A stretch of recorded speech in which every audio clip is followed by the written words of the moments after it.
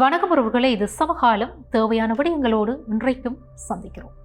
இன்றைய சமகாலத்திலே நாங்கள் உரையாடப் போகின்ற விடயங்கள் மண்டதீவு கிரிக்கெட் மைதான விவகாரம், சுற்றுச்சூழல் அமைப்புகள் எதிர்ப்பு, பணிகள் தொடரும் என்று அரசு அறிவிப்பு.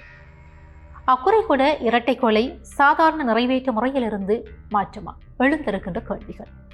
அயோத்தி சிவ ஆலயத்தினுடைய தலைமை பூசாரி மற்றும் குழுவினர் யாழ்ப்பாணத்திற்கு வருகை.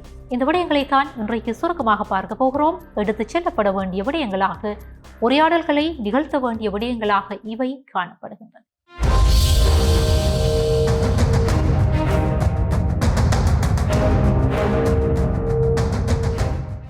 வடக்கு மாகாணத்திலே ஒரு அபிவிருத்தி செயற்திட்டத்தை மேற்கொள்வது என்பது இலகுவான காரியம்தானா என்கிற கேள்வி மக்கள் மத்தியிலே எழும்பியிருக்கிறது. அதற்கு ஒரு காரணம் இருக்கிறது. எந்த ஒரு அபிவிருத்தி திட்டம் வருகிற போதும் அதனை எதிர்க்கின்ற ஒரு மனநிலை மக்கள் மத்தியிலே இருக்கிறதா என்கிற கேள்வியும் முன்வைக்கப்படுகிறது. இந்த பின்னணியிலே மண்டதீவிலே அமைக்கப்பட இருக்கின்ற சர்வதேச தரத்திலான கிரிக்கெட் விளையாட்டு மைதானம் தொடர்பாக மீளவும் சர்ச்சைகள் எழுந்திருக்கின்றன. இந்த கிரிக்கெட் மைதானம் மண்டதீவினுடைய சுற்றுச்சூழல் நிலைமைகளை குழப்பும் என்கிற வாதத்தோடு முன்வந்திருக்கிறார்கள் சுற்றுச்சூழல் அமைப்புகள். அது மட்டுமன்றி சுற்றுச்சூழல் செயற்பாட்டாளர் சஜீவ சாமிக்கார உள்ளிட்ட குறித்த நபர்கள். இவர்களுடைய இந்த வாதங்களின் பிரகாரம் இந்த மண்டதீவு பகுதி என்பது ஒரு வெட்லேண்ட் ஏரியாவாக காணப்படுகிறது. ஈர நிலச்சூழலை அதிகமாக கொண்டிருக்கின்ற, அந்த சுற்றுச்சூழல் நிலைமைகளை கொண்டிருக்கின்ற ஒரு பகுதி என்கிறார்கள் அவர்கள். ஆகவே உரிய சுற்றுச்சூழல் தாக்க மதிப்பீட்டு அறிக்கைகள் இன்றி இங்கே கட்டுமானங்களை மேற்கொள்வது அந்த பகுதியினுடைய சுற்றுச்சூழல் நிலைமைகளில் பாரிய மாற்றங்களை ஏற்படுத்தும், அது பாரிய விளைவுகளை ஏற்படுத்தும் என்கிறார்கள் குறித்தவர்கள். எங்களுக்கு தெரியும் EIA, அதாவது என்வாயர்மெண்டல் இம்பாக்ட் அசஸ்மெண்ட், சுற்றுச்சூழல் தாக்க மதிப்பீட்டு அறிக்கை என்பது முறையாக பெறப்பட்டு அதனுடைய அடிப்படையில் தான் ஏனைய செயற்பாடுகள் மேற்கொள்ளப்பட வேண்டும். அதில் மாற்று கருத்துக்கு இடமில்லை. ஆனால் இங்கே மண்டதீவு சர்வதேச தரத்திலான கிரிக்கெட் மைதான அமைவு என்பது முழுமையாக இந்த சுற்றுச்சூழல் தாக்க மதிப்பீட்டு அறிக்கை நிறைவடைந்த பின்னர் ஆரம்பிக்கப்பட்டிருக்கிறதா என்கிற கேள்வியை அவர்கள் எழுப்பியிருக்கிறார்கள். இவ்வாறு இல்லாத பட்சத்திலே அங்கே காடுகளை அழித்தல், நிலத்தை நிரப்புதல், கட்டுமானங்களை மேற்கொள்ளுதல் என்பது அந்த பகுதியினுடைய சுற்றுச்சூழலை முற்றுமுழுதாக மாற்றி விடுவதற்கான அபாய நிலைமைகளை ஏற்படுத்தும் என்கிறார்கள் அவர்கள். இந்த பகுதியிலே ஆண்டுதோறும் சுமார் 2 மில்லியன் புலம்பெயர் பறவைகள், அதாவது வலசை பறவைகள் இங்கே வந்து செல்வதாகவும் அவற்றினுடைய வாழ்வியல் கோலங்களிலே இது மாற்றங்களை அல்லது பாதிப்புகளை ஏற்படுத்தும் என்பதும் அவர்களுடைய இன்னும் ஒரு வாதமாக இருக்கிறது. ஆகவே முழுமையான ஆய்வுகளின்றி அந்த சாத்தியக்கூறுகளை பரிசீலனை செய்யாமல் இவ்வாறான ஒரு திட்டத்தை முன்னெடுத்து செல்வது என்பது வரவேற்கத்தக்க விடயம் அல்ல என்கிறார்கள் அவர்கள். அதே நேரத்திலே மத்திய சுற்றுச்சூழல் அதிகார சபை, சென்ட்ரல் என்வாயர்மெண்டல் அத்தாரிட்டி, இதற்கான ஆய்வுகளை நிறைவடையாமல் இந்த கட்டுமானங்களை தொடங்கக்கூடாது என்று சொல்லி அறிவுறுத்தி இருப்பதான அந்த செய்திகளையும் அறிய முடிகிறது. ஆனால் அரசு ஒரு விடயத்தை குறிப்பிடுகிறது. விளையாட்டுத்துறை அமைச்சர் நலிந்த குறிப்பிடுகிற போது யாழ்ப்பாண மைதான இந்த கட்டுமான நிறுத்தம், அதாவது மண்டதீவிலே இடம்பெற்று வருகின்ற இந்த சர்வதேச தரத்திலான கிரிக்கெட் மைதான கட்டுமான நிறுத்தம் என்பது அது நிறுத்தப்படவில்லை. அரசு நிறுத்துகின்ற எந்த முடிவையும் அது எடுக்கவில்லை. சம்பந்தப்பட்ட அனைத்து அமைச்சுக்கள் தரப்புகளிடமும் அனுமதியை பெற்ற பிற்பாடு அந்த பணிகள் தொடரும் என்று சொல்லி அரசு அறிவித்திருக்கிறது. விளையாட்டுத்துறை அமைச்சர் இந்த விடயத்தை குறிப்பிட்டிருக்கிறார். ஆகவே இந்த பகுதி என்பது சுற்றுச்சூழல், அதாவது முக்கியமான ஒரு பகுதி என்பது எங்களுக்கு தெரியும். அதனுடைய அடிப்படையில் அதற்கு ஏற்ற வகையிலே கட்டுமானங்கள் நிகழ்த்தப்படும், அபிவிருத்தி பணிகள் மேற்கொள்ளப்படும் என்கிறார்கள் அரசு தரப்பினர். ஜனாதிபதி ஒரு விடயத்தை குறிப்பிட்டிருந்தார். இந்த ஆண்டு மைதானத்திலே விளையாட்டுக்கள் இடம்பெறும் என்கிற விடயத்தை ஜனாதிபதி குறிப்பிட்டிருந்தார். அதாவது ஜனாதிபதியுடைய கூற்று என்பது மிக விரைவாக இந்த ஆண்டிலே இந்த பணிகள் நிறைவடைந்து விடும் என்பதைத்தான் சுட்டி காட்டுகிறது என்பதையும் அவர் குறிப்பிட்டிருக்கிறார். ஆகவே தேவையான ஆய்வுகள், அறிக்கைகள் சமர்ப்பிக்கப்பட்ட பிற்பாடு நாங்கள் இந்த விடயத்தை மேற்கொள்வோம் என்கிறார்கள் அவர்கள். ஆனால் இந்த சுற்றுச்சூழல் ஆர்வலர்கள் மீளவும் சில கருத்துக்களோடு முன்வருகிறார்கள். அவர்கள் குறிப்பிடுகிறார்கள், பெரிய அளவிலான இந்த நிலத்தை நிரப்புதல், கட்டுமானங்களை மேற்கொள்ளுதல் நிரந்தரமான சூழல் தாக்கத்திற்கு அது காரணமாக மாறும். அது மட்டுமன்றி வெள்ள அபாயம் அதிகரிக்கக்கூடும், உயிரினங்களின் வாழ்விட இழப்பு ஏற்படும். ஆகவே இவ்வாறான சில கருத்துக்களோடு அவர்கள் எதிரான நிலைப்பாடுகளை கொண்டிருக்கிறார்கள். இந்த இடத்திலே யாழ் மக்களுக்கு ஒரு மிகப்பெரிய பொறுப்பு இருக்கிறது. அபிவிருத்தி என்பது தேவையான விடயம். ஆனால் சுற்றுச்சூழலை கருத்திலே எடுத்த சாதகமான அபிவிருத்தி தேவையானது.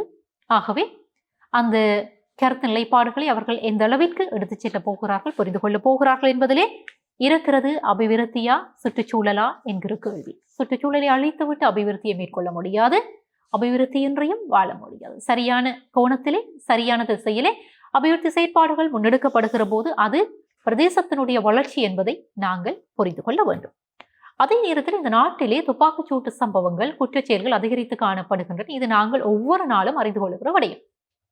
இந்த பின்னணியிலே எங்களுக்கு தெரியும், அக்குறையகுட பகுதியிலே வழக்கறிஞரும் அவருடைய மனைவி ஒருவரும் சுட்டுக் கொல்லப்பட்ட சம்பவம் நாட்டிலே அதிர்வலைகளை ஏற்படுத்தி இருந்தது. இந்த சம்பவமானது இலங்கையினுடைய குற்றவியல் வரலாற்றிலே ஒரு திருப்பு முனையாக பார்க்கப்படுகிறது. ஏனென்று சொல்லி சொன்னால், இந்த குற்றவியல் வரலாற்றிலே பெண்கள் சுட்டுக் கொல்லப்படுவது அல்லது இவ்வாறு தண்டிக்கப்படுவது, விளைச்சத்தனமாக பெண்களுடைய உயிர் பறிக்கப்படுவது என்பது வரலாற்றிலே அதிகமாக நிகழவில்லை என்கிறார்கள் இது தொடர்பாக ஆய்வுகளை மேற்கொள்ளுகிறவர்கள். அதாவது நேரடியாக இவ்வாறான குற்றச்செயல்களோடு தொடர்பு படாத பெண்கள் சுட்டுக் கொல்லப்படுவதோ அல்லது காணாமலாக்கப்படுவதோ, இவ்வாறான முறையிலே மிலேச்சத்தனமாக பழிவாங்கப்படுவதோ என்பது ஏற்றுக்கொள்ளப்பட முடியாத விடயம். அது மட்டுமன்றி எதற்கும் சட்டம் இருக்கிறது. சட்டத்தை குற்றவாளிகள் கையில் எடுப்பது என்பது நாட்டிற்கு, இந்த சமூகத்திற்கு, ஒட்டுமொத்த நாட்டு மக்களுக்கும் பாரதூரமான விளைவுகளை எதிர்காலத்திலே கொடுக்கும். ஆகவே இந்த கொலை என்பது அது ஒரு பழிவாங்கல் என்கிற கோணத்தில் தான் போலீசார் விசாரணைகளை மேற்கொண்டு வருகிறார்கள். சுடப்பட்டு இறந்த வழக்கறிஞர் அவர் முன்னிலையான அந்த வழக்கின் பிரகாரம் இன்றைக்கு துபாயிலே ஒளிந்திருக்கின்ற ஒரு குற்ற கும்பல் தலைவருடைய எதிரிக்கு சார்பாக இந்த வழக்கறிஞர் அதாவது சில தகவல்களை பரிமாறினார் அல்லது அந்த நிலைப்பாட்டை கொண்டிருந்தார் என்கிற ஒரு அடிப்படையில் தான் இந்த பழிவாங்கல் மேற்கொள்ளப்பட்டிருக்கலாம் என்கிற கோணத்திலே போலீசார் விசாரணைகளை மேற்கொண்டு வருவதாக அறிய முடிகிறது. எது எவ்வாறு இருந்தாலும் இந்த கொலை சம்பவம் என்பது ஒட்டுமொத்த சமூகத்திற்கும், சட்டத்தரணிகள் சமூகத்திற்கும், நீதியை யார் யாரெல்லாம் விரும்பி இருக்கிறார்களோ அவர்கள் எல்லோருக்கும் விடுக்கப்பட்டிருக்கின்ற சவாலாகத்தான் இது பார்க்கப்படுகிறது. ஆனால் இலங்கையினுடைய குற்றவியல் வரலாற்றை நாங்கள் சற்று பின் சென்று பார்க்கிற போது எதிராளிகளின் மனைவிகள் அல்லது குடும்ப உறுப்பினர்கள் கொல்லப்பட்ட ஒரு சில சம்பவங்கள் பதிவாகி இருக்கின்றன. முக்கியமாக 1990ஆம் ஆண்டு கால பகுதியிலே மாஃபியாவினுடைய, அதாவது இந்த குற்ற கும்பலுடைய தலைவர் சொத்தி உபாலி, கித்தக அமரசிங்க மற்றும் அவருடைய 8 வயது நிரம்பிய சகோதரர் ஆகியோர் இவ்வாறு படுகொலை செய்யப்பட்டிருக்கிறார்கள். இந்த பின்னணியிலே உலக வரலாற்றிலே நாங்கள் பார்க்கிற போது ஒமீரட்டா மரபு என்கிற ஒரு விடயம் அதிகமாக பார்க்கப்படுகிறது.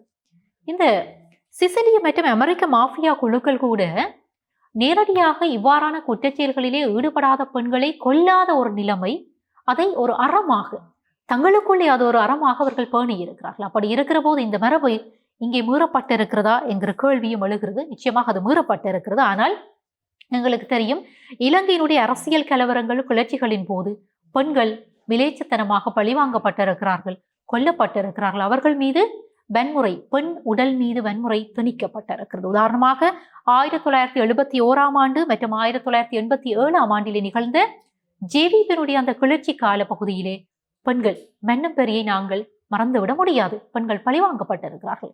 வடகிழக்கு தமிழதாயக பகுதிகளிலே இடம்பெற்ற இந்த யுத்த அனர்த்தங்களின் போது அல்லது பெண்கள் மீது திட்டமிட்டு நிகழ்த்தப்பட்ட பல்வேறு குற்றச்செயல்கள் பதிவு செய்யப்பட்டிருக்கின்றன. பெண் ஊடகவியலாளர்கள் பழிவாங்கப்பட்டிருக்கிறார்கள். அரசு தரப்பால் அவர்கள் பழிவாங்கப்பட்டிருக்கிறார்கள். உதாரணமாக இசைப்பெரியாவை நாங்கள் மறந்துவிட முடியாது. இவ்வாறு பெண்கள் மீது திணிக்கப்படுகின்ற வன்முறை என்பது அது குற்றவியல் சம்பவம் மட்டுமல்ல, சாதாரணமாகவும் இந்த நாட்டிலே இடம்பெற்ற வரலாறுகள் பதிவு செய்யப்படுகின்றன என்கிற விடயமும் இந்த இடத்திலே பதிவு செய்யப்பட வேண்டிய இன்னொரு விடயமாக இருக்கிறது. இவ்வாறான சம்பவங்கள் பற்றி பேசுகிற போது யாழ்ப்பாணத்திலே அரங்கேறி இருக்கின்ற இன்னொரு விடயம் தொடர்பாகவும் கவனத்தை குவிக்க வேண்டி இருக்கிறது. அயோத்தி சிவ ஆலயத்தினுடைய தலைமை பூசாரி கைஷானந்த் கிரிஜி மகராஜ் உட்பட்ட 14 பேர் உள்ளடங்கிய குழுவினர், அவரும் 14 பேர் உள்ளடங்கிய குழுவினரும் யாழ்ப்பாணத்திற்கு வருகை தந்திருக்கிறார்கள். நேற்று 24ஆம் திகதி பலாலி விமான நிலையத்தின் ஊடாக ஒரு உலங்கு வானூர்தி ஊடாக அவர்கள் வருகை தந்திருக்கிறார்கள். இங்கே வருகை தந்த பிற்பாடு தனியார் விடுதி ஒன்றுக்கு சென்றிருக்கிறார்கள். அங்கே வடக்கு மாகாணத்துடைய ஆளுநர் கௌரவ நாகலிங்கம் வேதநாயகன் அவர்கள் அவர்களை வரவேற்று இந்த புனித யாத்திரையினுடைய பயணங்களை விவரிக்கின்ற புத்தகங்களையும் நூல்களையும் கையளித்திருக்கிறார். சிவ யாத்திரை என்று அழைக்கப்படுகிற புத்தகம் உட்பட புத்தகங்களை கையளித்திருக்கிறார். அதற்கு பிற்பாடு கீர்மலை நகுலேஸ்வரர் ஆலயத்திற்கு சென்று அங்கே வழிபாடுகளை நிகழ்த்தி இருக்கிறார்கள். குறித்த குழுவினர் கீரிமலை தீர்த்தக்கரையினையும் அந்த ஆலயத்தினையும் அவர்கள் பார்வையிட்டிருக்கிறார்கள். இதன் போது நாடாளுமன்ற உறுப்பினர் இளங்குமரன் அவர்களும் இவர்களோடு இறந்திருக்கிறார். எங்களுக்கு தெரியும், இந்தியாவிலே இருந்து அதிகளவான சுற்றுலா பயணிகள் யாழ்ப்பாண விமான நிலையம், அதாவது பலாலி விமான நிலையம் ஊடாக நாட்டிற்குள்ளே பிரவேசிக்கிறார்கள். இந்த பகுதிகளிலே காணப்படுகின்ற தொன்மத்தினுடைய தொடர்ச்சியாக காணப்படுகின்ற தல யாத்திரைகளை மேற்கொள்ளுகிறார்கள். அவர்கள் திருக்கேதீச்சரத்துக்கு செல்லுகிறார்கள். திருகோணமலையிலே அங்கே இருக்கின்ற சிவ ஆலயத்தை தரிசிக்கிறார்கள். திருக்கோணேஸ்வரர் ஆலயத்தை தரிசிக்கிறார்கள்.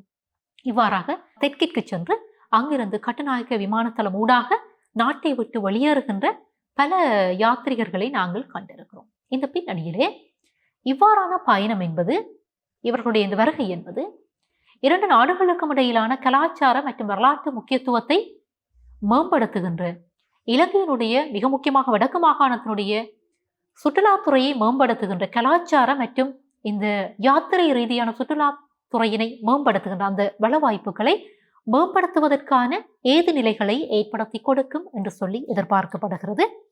இந்த பின்னணியிலே இந்த வருகை என்பது இரண்டு நாடுகளுக்கும் இடையிலான கலாச்சார உறவுகளை மேம்படுத்தும் என்று சொல்லியும் எதிர்பார்க்கப்படுகிறது. சர்வதேச ரீதியிலாக இங்கே இருக்கின்ற ஆன்மீக மரபுகளை எடுத்துச் செல்லுகின்ற தன்மைகளையும் ஏது நிலைகளையும் இது ஏற்படுத்தும் என்கிற அந்த நம்பிக்கையும் எழாமல் இல்லை. எங்களுக்கு தெரியும், இந்த அயோத்தி சிவ ஆலயம் என்பது நாகேஸ்வரநாத் ஆலயம் என்று அழைக்கப்படுகின்ற சரையு நதிக்கரையிலே அமைந்திருக்கின்ற, மிக முக்கியமாக ராம்கி பைடி என்கிற இடத்திலே அமைந்திருக்கின்ற ஒரு பழமையான ஆலயம் என்று சொல்லி கருதப்படுகிறது, நம்பப்படுகிறது. ராமனுடைய மகன் குகதாசனினால் இந்த ஆலயம் கட்டப்பட்டது என்று சொல்லி வரலாற்று கதைகள் சொல்லுகின்றன. அதாவது கன்னிகா தேவிக்கு இந்த ஆலயம் கட்டி கொடுக்கப்பட்டதாம். பின்னர் 1750ஆம் ஆண்டிலே புதுப்பிக்கப்பட்டது என்கிற வரலாற்றையும் அறிய முடிகிறது. இந்த ஆலயத்திலே மகா சிவராத்திரி விழா என்பது மிகவும் சிறப்பாக கொண்டாடப்படுகிறது என்று சொல்லியும் அறிய முடிகிறது. இவ்வாறான ஒரு தலத்திலே இருந்து இங்கே குறித்த அந்த தலத்தினுடைய தலைமை பூசாரியும் ஏனைய குழுவினரும் இங்கே வருகை தந்திருப்பது என்பது கலாச்சார மற்றும் தொன்மத்தினுடைய அடையாளங்களை எடுத்துச் செல்லுகிற ஒரு நிகழ்வாக பார்க்கப்படுகிற போதும், இந்த பின்னணியிலே இந்து தத்துவா என்பது அவர்களுடைய செயற்பாடுகள் என்ன, எவ்வாறான நிலைப்பாடுகளை அவர்கள் கொண்டிருக்கிறார்கள், அவர்கள் தங்களுடைய அந்த இந்து கலாச்சாரத்தை மேம்படுத்துவதை அடிப்படையாக கொண்ட சில நகர்வுகளை, பல்வேறு நகர்வுகளை அவர்கள் மேற்கொண்டு வருகிறார்கள் என்பது எங்களுக்கு தெரியும். அதனுடைய பின்னணியிலும் இந்த பயணம் என்பது அமைந்திருக்குமா என்கிற கோணத்திலும் சிந்திக்க வேண்டியிருக்கிறது. சிந்திக்கலாம். ஆனால் கலாச்சார சுற்றுலா ரீதியான அந்த தொடர்புகள் ஏற்படுத்தப்படுவது என்பது வரவேற்கத்தக்க விடயம். சந்திக்கலாம் மற்றும் ஒரு சமகாலத்தினுடன்.